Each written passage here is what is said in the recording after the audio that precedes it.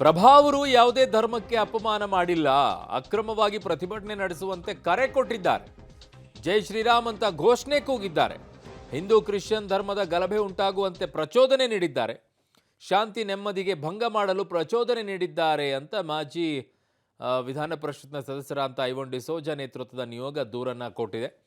ಬಿಜೆಪಿಯ 5 ವಿರುದ್ಧ ಪಾಂಡೇಶ್ವರ ಠಾಣೆಯಲ್ಲಿ ದೂರನ್ನ ದಾಖಲು ಮಾಡಿದ್ದಾರೆ. ಹಾಗಿದ್ದಾಗ ಅವ್ರು ಯಾವುದೇ ಧರ್ಮಕ್ಕೆ ಅಪಮಾನ ಮಾಡಿಲ್ಲ ಅನ್ನೋದಾಗಿದ್ರೆ ಅವ್ರನ್ನ ಸಸ್ಪೆಂಡ್ ಮಾಡಿದ್ಯಾಕೆ, ಮಾನತ್ ಮಾಡಿದ್ಯಾಕೆ? ಹಾಗಿದ್ದಾಗ ಓಕೆ,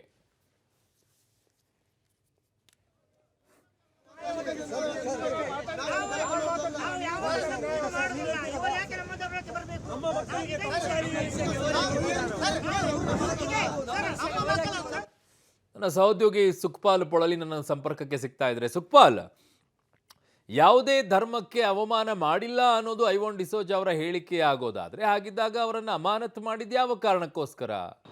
ಅರುಣ್, ಈ ಒಂದು ಜೆರೋಸಾ ಶಾಲೆಯಲ್ಲಿ ಹಿಂದೂ ಧರ್ಮವನ್ನು, ಶ್ರೀರಾಮನನ್ನು ಅವಹೇಳನ ಮಾಡಿದ್ದಾರೆ ಅನ್ನುವಂಥ ಹಿನ್ನೆಲೆಯಲ್ಲಿ ಭಾಳಷ್ಟು ಪ್ರತಿಭಟನೆಗಳಾಗಿತ್ತು. ಅದರ ನೇತೃತ್ವವನ್ನು ಸ್ಥಳೀಯ ಶಾಸಕ ವೇದವ್ಯಾಸ್ ಕಾಮತ್ ವಹಿಸ್ಕೊಂಡಿದ್ದರು. ಜೊತೆಗೆ ಸ್ಥಳೀಯ ಇನ್ನೊಬ್ಬರು ಶಾಸಕರಾಗಿರುವಂಥ ಭರತ್ ಶೆಟ್ಟಿ, ಜೊತೆಗೆ VHP ಮುಖಂಡ ಶರಣ್ ಪಂಪೇಲ್ ಸೇರಿದಂತೆ ಹಲವು ಜನರು ಭಾಗಿಯಾಗಿದ್ದರು, ಪೋಷಕರಿದ್ದರು.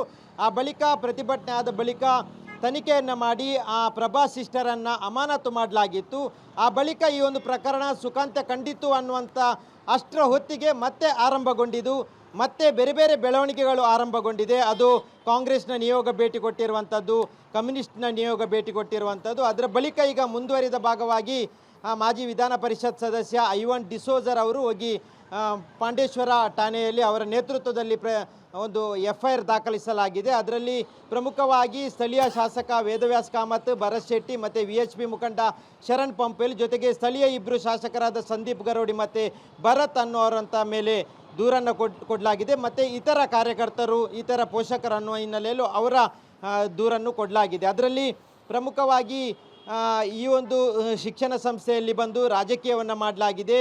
ಹಿಂದೂ ಮತ್ತು ಕ್ರೈಸ್ತರ ಮೇಲೆ ಗಲಭೆಯನ್ನು ಸೃಷ್ಟಿ ಮಾಡಲಿಕ್ಕೆ ಈ ಒಂದು ತಂಡ ಕೆಲಸ ಮಾಡಿತ್ತು. ಆ ಕಾರಣಕ್ಕಾಗಿ ಅವರ ಮೇಲೆ ಸೂಕ್ತ ಕಾನೂನು ಕ್ರಮ ಕೈಗೊಳ್ಳಬೇಕು ಅನ್ನುವಂಥ ಹಿನ್ನೆಲೆಯಲ್ಲಿ ಈ ಒಂದು ಪ್ರಕರಣವನ್ನು ದಾಖಲಿಸಲಾಗಿದೆ. ಈಗ FIR ದಾಖಲಾಗಿದೆ. ಅದರಲ್ಲಿ ಪ್ರಮುಖವಾಗಿ 2 ಶಾಸಕರು, ಒಬ್ಬ VHPಯ ಮುಖಂಡರು, ಜೊತೆಗೆ ಸ್ಥಳೀಯ ಕಾರ್ಪೊರೇಟರ್ಗಳು ಸೇರಿದಂತೆ ಹಲವರ ಮೇಲೆ ಪ್ರಕರಣವನ್ನು ದಾಖಲು ಮಾಡಲಾಗಿದೆ.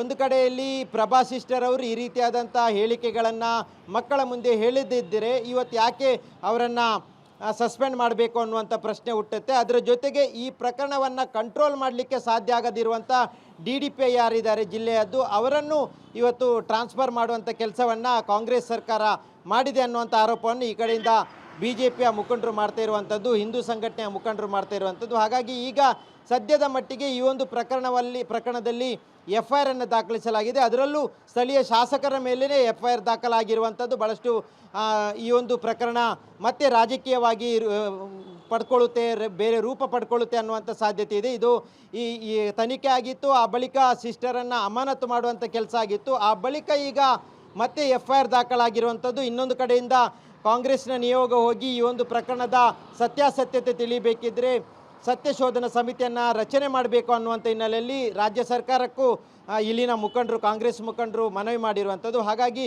ಇನ್ನೊಂದು ಕಡೆಯಲ್ಲಿ ಸಮಾನ ಮನಸ್ಕ ಸಂಘಟನೆಗಳು ಬಂದು ಶಾಲೆಗೆ ಭೇಟಿ ಕೊಟ್ಟಿರುವಂಥದ್ದು ಈಗ ನಿರಂತರವಾಗಿ ಮುಂದುವರಿತಾ ಇದೆ. ಈ ಪ್ರಕರಣ ಅಂತ್ಯ ಹಾಡುವಂಥ ಸಾಧ್ಯತೆ ಇಲ್ಲ. ಒಂದು ಕಡೆಯಿಂದ ಈ ಪ್ರಭಾ ಸಿಸ್ಟರ್ ಮತ್ತು ಆ ಸ್ಕೂಲಿನ ಬಗ್ಗೆ ತನಿಖೆ ಆಗ್ತಾ ಇರುವಂಥದ್ದು, ಇನ್ನೊಂದು ಕಡೆಯಲ್ಲಿ ಅಲ್ಲಿ ಗಲಭೆ ಮಾಡಿದ್ದಾರೆ ಅನ್ನುವಂಥ ಹಿನ್ನೆಲೆಯಲ್ಲಿ FIR ದಾಖಲಾಗಿರುವಂಥದ್ದು. ಇದು ಮುಂದೆ ಯಾವ ಹಂತಕ್ಕೆ ತಲುಪುತ್ತೆ ಅನ್ನೋದು ಭಾಳಷ್ಟು ಕುತೂಹಲ ಇರುವಂಥದ್ದು. ಅರುಣ್, ಓಕೆ, ಇದು ಈ ಪ್ರಕರಣ ತಣ್ಣಗಾಗೋದನ್ನು ಬಯಸ್ತಾ ಇಲ್ವೇನೋ? ಸೊ ಈ ಪ್ರಕರಣ ಮತ್ತೊಂದಿಷ್ಟು ಹೇಳಬೇಕು, ಚುನಾವಣೆವರೆಗೂ ಕೂಡ ಎಳ್ಕೊಂಡು ಹೋಗಬೇಕು. ಚುನಾವಣೆ ಹತ್ತಿರ ಇದ್ದೇ ಇದ್ದಿದ್ರೆ ಈ ಪ್ರಕರಣ ಈ ಪ್ರಮಾಣದಲ್ಲಿ ಹೋಗಿ ದೂರನ್ನು ದಾಖಲು ಮಾಡೋದಾಗಿರಬಹುದು, ಈ ಪ್ರಕರಣವನ್ನು ಇಷ್ಟೊಂದು ತಂದಿಡುವಂಥ ಪರಿಸ್ಥಿತಿ ನಡೀತಾ ಇರಲಿಲ್ವೇನೋ ಅಲ್ವಾ ಸುಖಪಾಲ್? ಖಂಡಿತ ಅವತ್ತು ಆ ಪ್ರಕರಣ ಆದಂಥ ಸಂದರ್ಭದಲ್ಲಿ ಒಂದು ಆಡಿಯೋ ವೈರಲ್ ಆಗಿತ್ತು. ಸಿಸ್ಟರ್ ಈ ರೀತಿಯಾಗಿ ಹೇಳಿಕೆಗಳನ್ನು ವಿದ್ಯಾರ್ಥಿಗಳ ಮುಂದೆ ಹೇಳ್ತಾ ಇದ್ದಾರೆ, ಧರ್ಮ ನಿಂದನೆ ಮಾಡ್ತಾ ಇದ್ದಾರೆ ಅನ್ನುವಂಥದ್ದು. ಆ ಕಾರಣಕ್ಕಾಗಿ ಮೊದಲಿಗೆ ಪೋಷಕರು ಪ್ರತಿಭಟನೆಯನ್ನು ಮಾಡಿದರು, ಹಿಂದೂ ಸಂಘಟನೆ ಕಾರ್ಯಕರ್ತರು ಬಂದರು, ಆ ಬಳಿಕ ಸ್ಥಳೀಯ ಶಾಸಕ ಬಂದರು. ಸುಮಾರು 1-2 ದಿನಗಳ ಕಾಲ ಇದು ನಡೆಯುತ್ತದೆ. ಆ ಬಳಿಕ ಇದರ ಸತ್ಯಾಸತ್ಯತೆಯನ್ನು ತಿಳಿದು Okay. ಸದ್ಯಕ್ಕೆ ಸಿಸ್ಟರನ್ನು ಅಮಾನತು ಮಾಡಲಾಗಿತ್ತು. ಅಲ್ಲಿಗೆ ಪ್ರಕರಣ ಮುಗೀತು ಅಂತ ಇತ್ತು. ಈಗ ಮತ್ತೆ ಬೇರೆ ಬೇರೆ ರೂಪ ಪಡ್ಕೊಳ್ತಿರುವಂಥದ್ದು ಇದು ಭಾಳಷ್ಟು ವಿಪರ್ಯಾಸ ಅಂತ ಹೇಳ್ಬೋದು ಅರುಣ್. ಓಕೆ ಸುಕ್ಪಾಲ್, ನಿಮ್ಮೆಲ್ಲ ಮಾಹಿತಿಗೆ ಧನ್ಯವಾದಗಳು.